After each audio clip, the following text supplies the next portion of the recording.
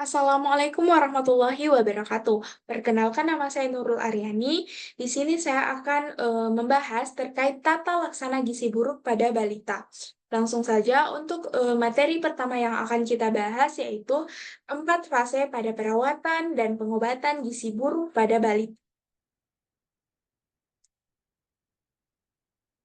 Tata laksana anak gizi buruk terdiri dari 4 fase perawatan dan pengobatan. Namun, tidak semua tidak semua balita gizi buruk akan menjalani 4 fase tersebut. Fase stabilisasi dan transisi untuk balita gizi buruk yang perlu layanan rawat inap, sedangkan untuk fase rehabilitasi dapat dilakukan pada layanan rawat jalan. Bila tidak tersedia layanan rawat jalan, maka fase rehabilitasi ini bisa dilakukan di layanan rawat inap. Adapun 4 fase perawatan dan pengobatan gizi buruk pada balita yaitu yang pertama ada fase stabilisasi. Untuk fase stabilisasi ini merupakan fase awal perawatan yang umumnya berlangsung 1 sampai 2 hari, tetapi dapat berlanjut sampai 1 minggu sesuai kondisi klinis anak. Untuk pemantauannya pada fase stabilisasi dilakukan dengan mencatat tanda-tanda vital seperti denyut nadi, frekuensi pernafasan, dan suhu badan. Kemudian tanda-tanda bahaya, derajat edema, asupan formula, frekuensi defekasi, konsistensi fases, volume urin, dan berat badan. Yang kedua ada fase transisi. Fase transisi ini merupakan masa peralihan dari fase stabilisasi ke fase rehabilitasi dengan tujuan memberikan kesempatan tubuh untuk beradaptasi terhadap pemberian energi dan protein yang semakin meningkat. Yang ketiga ada fase rehabilitasi. Untuk fase ini diberikan di layanan rawat jalan maupun rawat inap. Fase ini merupakan fase pemberian makanan untuk tumbuh kejar. Pemberian energi sebesar 150 sampai 220 kilokalori per kilogram berat badan per hari dalam bentuk F100 atau RUTF, bertahap ditambah makanan yang sesuai berat badan. Umumnya berlangsung selama 2-4 minggu. Kemajuan terapi dinilai dari kenaikan berat badan setelah fase transisi dan mendapat formula 100 atau RUTF. Formula 100 ini merupakan susu terapeutik cair yang mengandung lemak nabati, karbohidrat, vitamin dan mineral, kemudian diberikan pada tahap transisi dan rehabilitasi anak gizi buruk. Untuk formula 100 ini diseduh terlebih dahulu dengan air. Dan untuk RUTF atau Ready to Use Therapeutic Food merupakan makanan terapeutik siap pakai berbentuk pasta yang terbuat dari kacang tanah, gula, susu bubuk, minyak, vitamin, dan mineral. RUTF bisa langsung dimakan tanpa perlu diseduh dengan air. Kemudian yang terakhir atau yang keempat, fase tindak lanjut. Pada fase ini merupakan lanjutan pemberian makanan untuk tumbuh kejar dengan pemberian makanan keluarga dan pemberian makanan tambahan pemulihan atau PMTP. Untuk materi selanjutnya yang akan kita bahas itu terkait 10 langkah tata laksana gizi buruk pada balita di layanan rawat jalan. Untuk langkah yang pertama yaitu mencegah dan mengatasi hipoglikemia. Semua balita gizi buruk beresiko mengalami hipoglikemia, yaitu kadar gula darah kurang dari 3 milimol per liter atau kurang dari 54 miligram per desiliter. Jika fasilitas setempat eh, tidak memungkinkan untuk memeriksa kadar gula darah, maka semua anak gizi buruk dianggap menderita hipoglikemia dan segera ditangani dengan memberikan 50 ml larutan glukosa 10% atau 1 sendok teh menjung gula pasir dalam 50 ml air secara oral. Untuk langkah yang kedua yaitu mencegah dan mengatasi hipotermia. Hipotermia ini merupakan kondisi suhu aksiler di bawah 36 derajat Celcius, kemudian sering terjadi pada balita gizi buruk. Jika disertai hipoglikemia, ini menandakan infeksi berat. Anak gizi buruk memiliki cadangan energi terbatas, sehingga tidak dapat memproduksi panas yang cukup untuk mempertahankan suhu tubuh. Cara mencegah dan mengatasi hipotermia ini dengan menghangatkan tubuh balita dengan menutup seluruh tubuh, termasuk kepala, dengan pakaian dan selimut. Kemudian langkah yang ketiga, mencegah dan mengatasi dehidrasi. Diagnosis dan derajat dehidrasi pada balita gizi buruk sulit ditegakkan secara akurat dengan tanda atau gejala klinis saja. Semua balita gizi buruk dengan diare atau penurunan jumlah urin dianggap mengalami dehidrasi. Pada dehidrasi ringan atau sedang, di, eh, menggu- pada dehidrasi ringan atau sedang, terapi rehidrasi oral TRO harus diberikan jika tidak bisa minum. Cairan diberikan melalui pipa nasogastrik. Kemudian, Rehydration Solution for Malnutrition atau disingkat RISOMAL.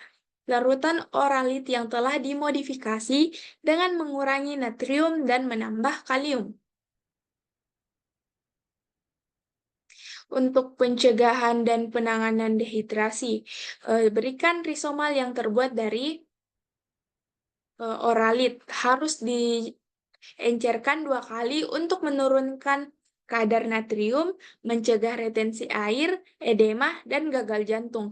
Kemudian gula untuk menambah energi dan mencegah hipoglikemia.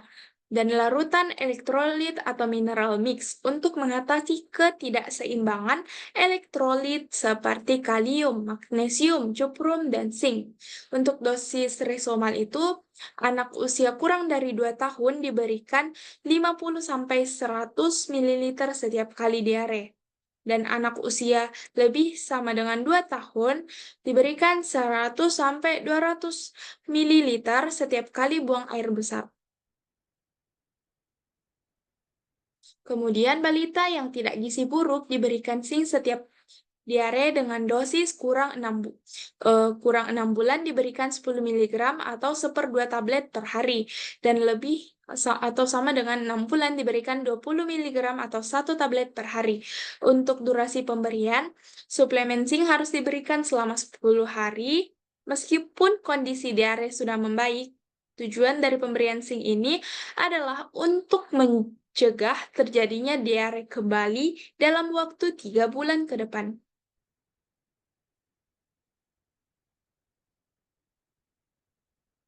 Untuk langkah selanjutnya yaitu langkah keempat, memperbaiki gangguan keseimbangan elektrolit.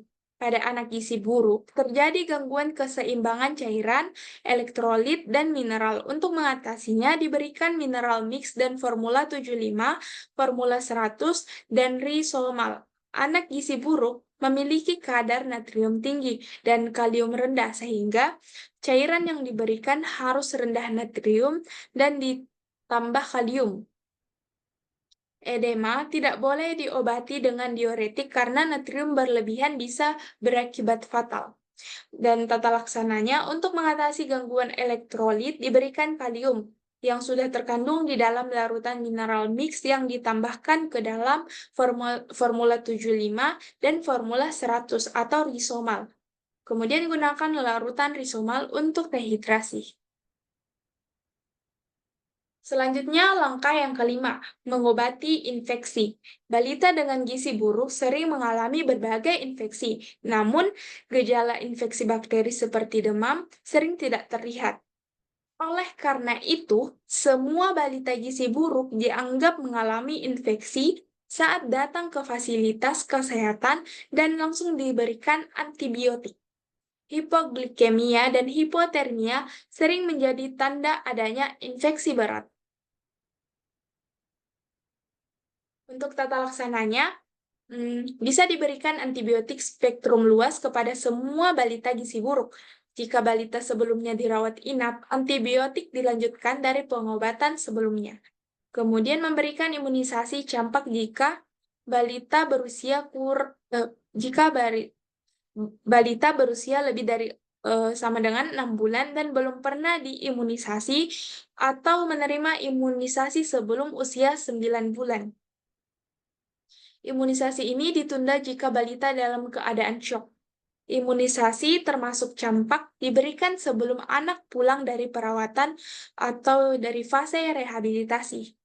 Kemudian untuk pilihan antibiotik berspektrum luasnya yaitu amoxicillin 15 mg per kilogram berat badan per oral setiap 8 jam selama 5 hari untuk bayi kurang 3 kg. Dosisnya 15 mg per kilogram berat badan per oral setiap 12 jam selama 5 hari. Kemudian memberikan terapi sesuai standar untuk penyakit infeksi seperti TB dan HIV.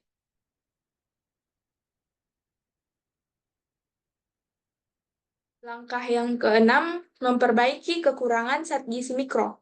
Anak gizi buruk perlu pemantauan defisiensi vitamin dan mineral. Meskipun sering ditemukan anemia, tapi zat besi tidak boleh diberikan pada fase awal. Pemberian zat besi harus menunggu anak memiliki nafsu makan dan berat badan normal. Bila mendapat RUTF, tidak perlu suplemen zat gizi mikro kecuali ada tanda kekurangan vitamin A atau riwayat campak dalam 3 bulan terakhir. Selanjutnya, langkah yang ketujuh, memberikan makanan untuk fase stabilisasi dan transisi. Diberikan untuk anak gizi buruk di layanan rawat inap.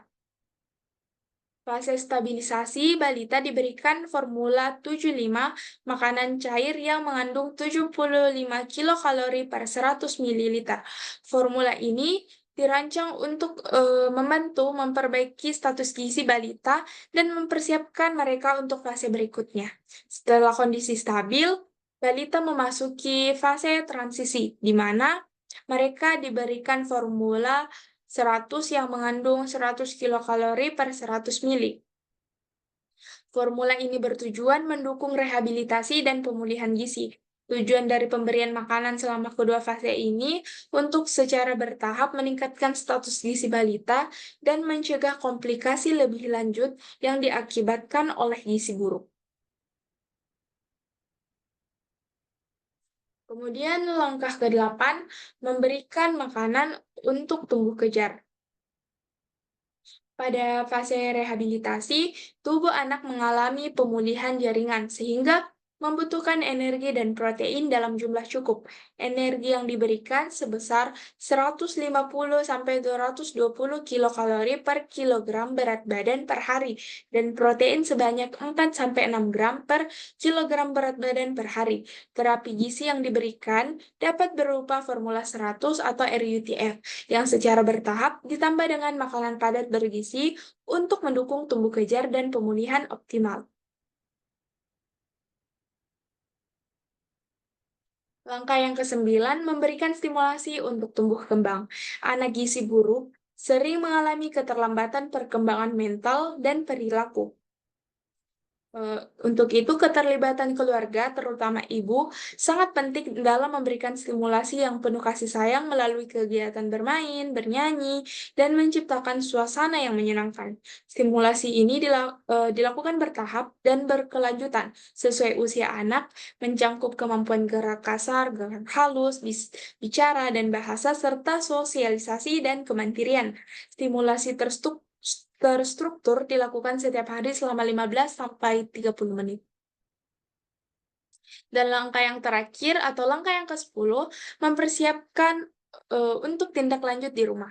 Persiapan tindak lanjut di rumah dimulai sejak anak dirawat inap dengan melibatkan ibu dalam merawat anak. Anak dinyatakan sembuh dari gizi buruk jika berat badan Jika berat badan menurut tinggi badan atau berat badan menurut panjang badan lebih dari min 2 lebih dari min 2 standar deviasi dan lila lebih sama dengan 12,5 cm dan tidak ada edema piting bilateral.